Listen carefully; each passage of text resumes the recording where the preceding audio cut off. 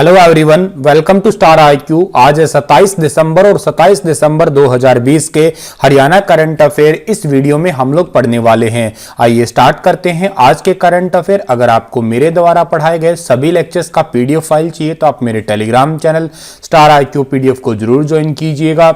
SSC 2020 और आने वाले गवर्नमेंट एग्जाम के लिए अनअकैडमी लेके आया है 3 अल्टीमेट बैचेज। इन बैचेज में होंगे इंडिया के टॉप एजुकेटर, रेगुलर क्विज होगी और डेडिकेटेड डाउट क्लियरिंग सेशन भी होंगे जो आप लोगों की परफॉर्मेंस को बहुत ज़्यादा मजबूत कर देंगे।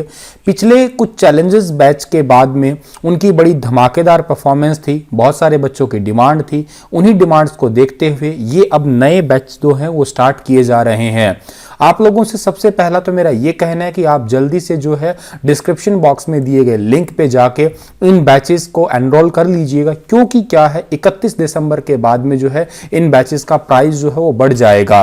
और आप लोग अगर मेरा कोड यूज करते हैं स्टार आईक्यू, तो स्टार आईक्यू कोड यूज करने के बाद में आपको 10% जो है वो डिस्काउंट भी मिल जाएगा। तो आप जल्दी से इस अपॉर्चुनिटी को तो ग्रैब कर ही लीजिएगा। इसके साथ ही जो है बैंक, रेलवे, एसएससी, इन सभी के साथ साथ जो है एक वाईफाई स्टडी के साथ में एक सफलता बैच जो है वो भी आ रहा है। इस बैच में जो है वाईफाई स्टडी के टॉप एजुकेटर जैसे कि अंकित अवस्थी सर है, कीर्ति मैम है, राहुल देसवाल सर है, ठीक है। ये एक आप लोगों के लिए बहुत ही बढ़िया सा बैच लेके आएंगे। ये इंटेलिजेंस ब्यूरो जिसके अंदर रिसेंटली अब 2000 पोस्ट निकली है, एमटीएस है या सीएचएसएल है, इन सभी एग्जाम की आप लोगों को तैयारी करवाएंगे। तो आप जल्दी से जो है इन सभी बैचेस को जो है ज्वाइन कर लीजिएगा।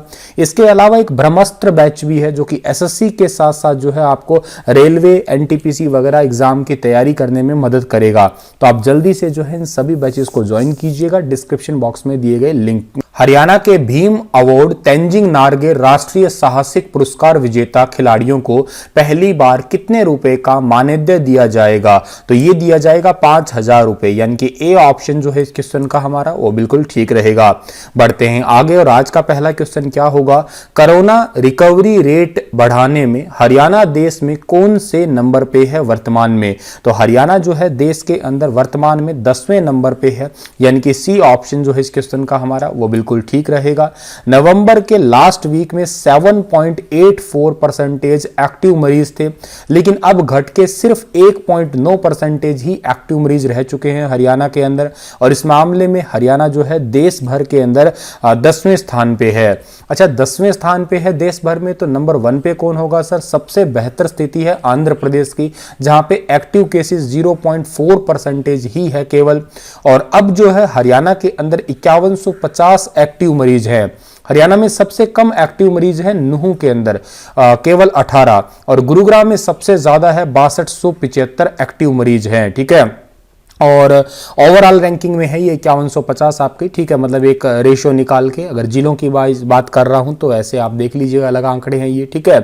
तो ये चीज आप लोगों को याद रखनी है। आगे बढ़ते हैं हम लोग। अगला क्वेश्चन हमारा क्या रहेगा? हरियाणा कर्मचारी आयोग ने हाल ही में किन नौकरियों के लिए कॉमन एंट्रेंस टेस्ट आयोजित करवाने का फैसला किया है? तो अभी हाल ही में हरियाणा सरकार ने ग्रुप सी और ग्रुप डी, यानी कि ए और बी ऑप्शन जो है वो दोनों ही ठीक रहेंगे। इन दोनों के लिए जो है कॉमन एंट्रेंस टेस्ट होगा।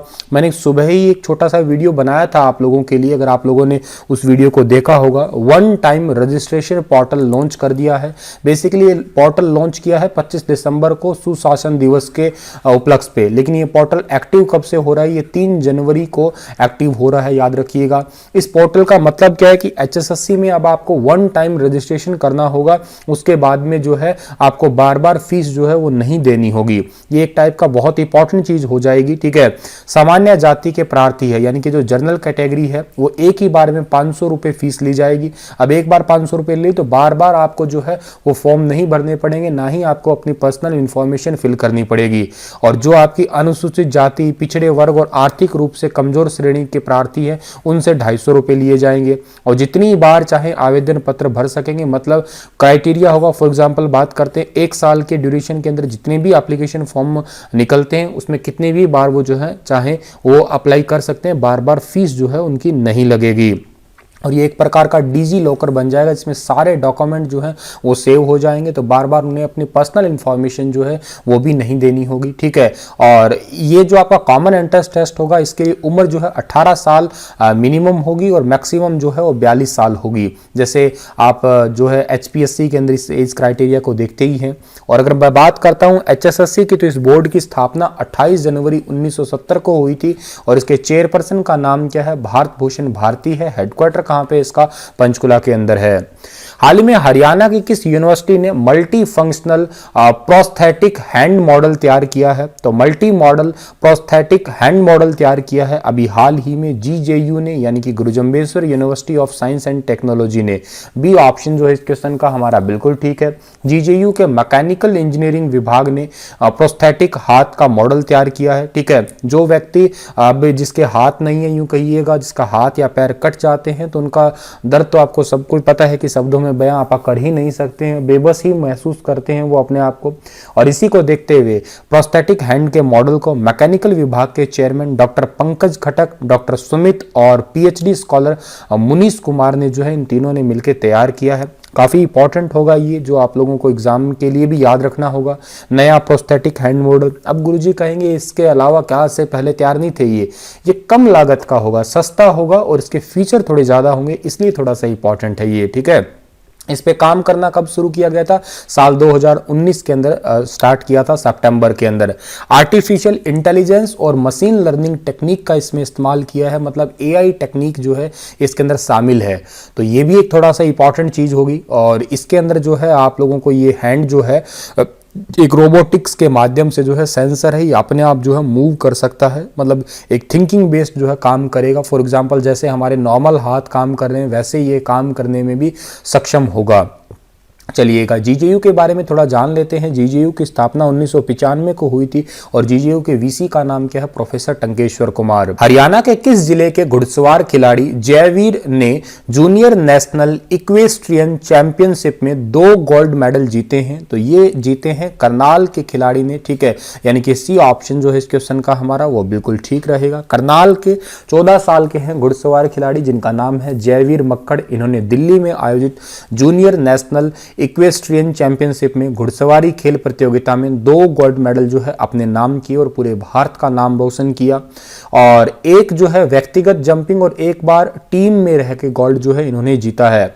21 दिसंबर को हुए इस पहले इवेंट शो में जो है डेमोक्रेटिक घोड़े पर 28.44 सेकंड में रिकॉर्ड बना के इन्होंने जो है गोल्ड जीता है।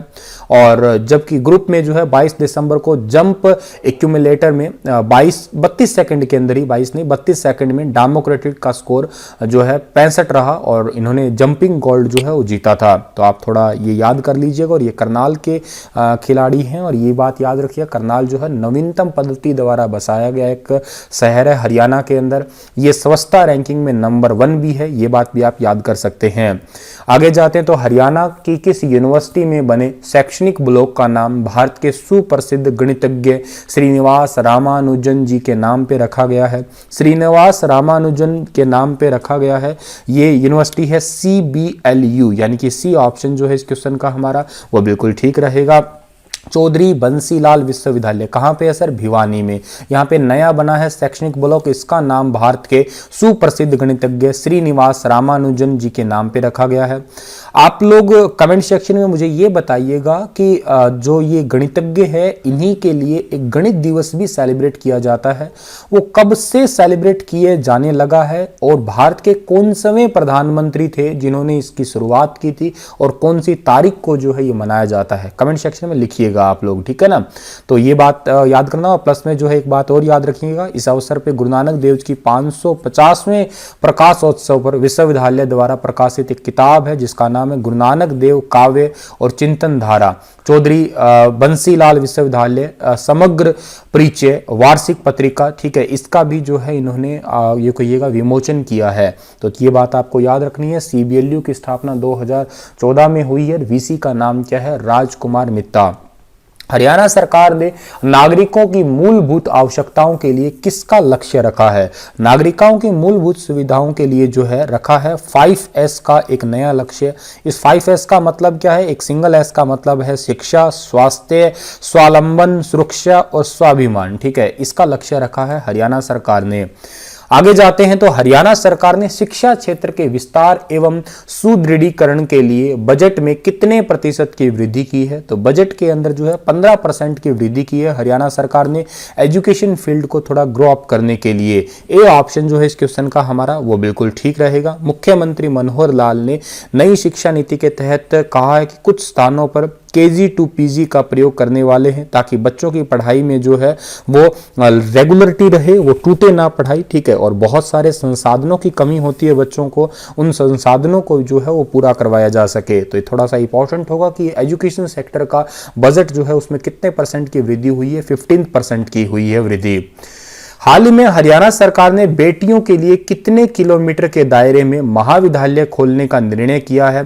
तो बेटियों के लिए जो है हर 10 किलोमीटर के अंदर जो है महाविद्यालय खोलने का निर्णय किया है, यानी कि बी ऑप्शन जो है इस क्वेश्चन का हमारा वो बिल्कुल ठीक रहेगा। इससे पहले लड़कियों के लिए 20 किलोमीटर के दायरे में कॉलेज बनाने की योजना बनाई थी, अब 15 किलोमीटर है फिलहाल की बात की जाए, और इस सीमा को और कम करके अब केवल 10 किलोमीटर का दायरा किया जाएगा ताकि जो है जो बेटियां हैं उनको ज्यादा दूर जाना ना पड़े हायर एजुकेशन के लिए।